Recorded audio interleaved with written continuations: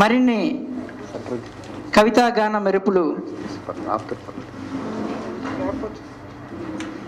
జట్లి తన ప్రేరణ కవితని వినిపిస్తారు.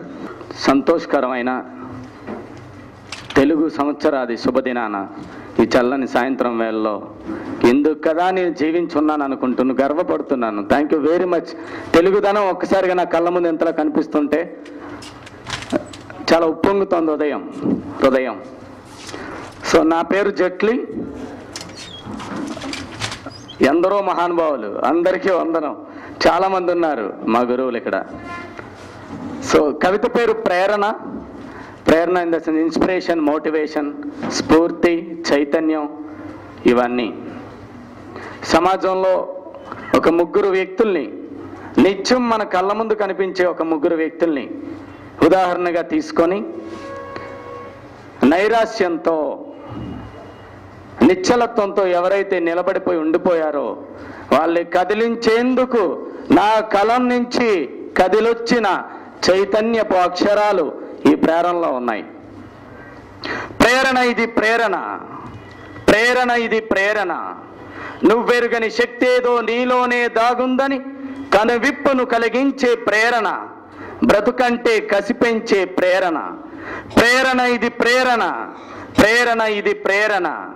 సమాజాన్ని చూడండి నేస్తాలు, కళ్ళ ముందు సత్యాలే పాఠాలు.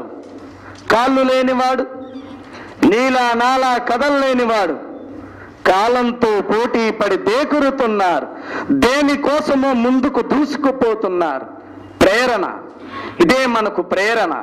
కళ్ళు లేనివాడు, నీలా నాలా ఈ కాంతి చూడనోడు అంధకార లోకంలో అందరిలా ముందుకలా తడుముకుంటూ తడబడుతూ సాగలేదనేస్తాం, వాడు ఆగినాడనేస్తాం.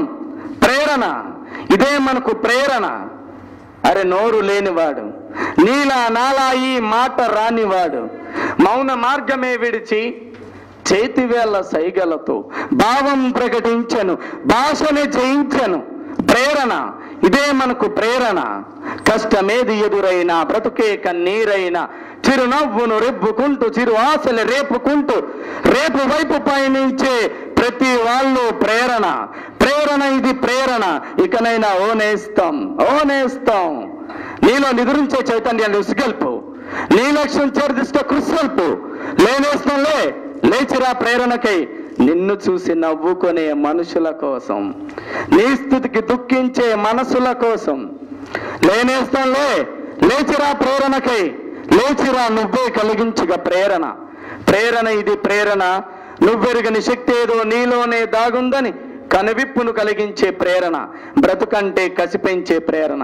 Thank you very much one and all. Thank you అంటున్నాను.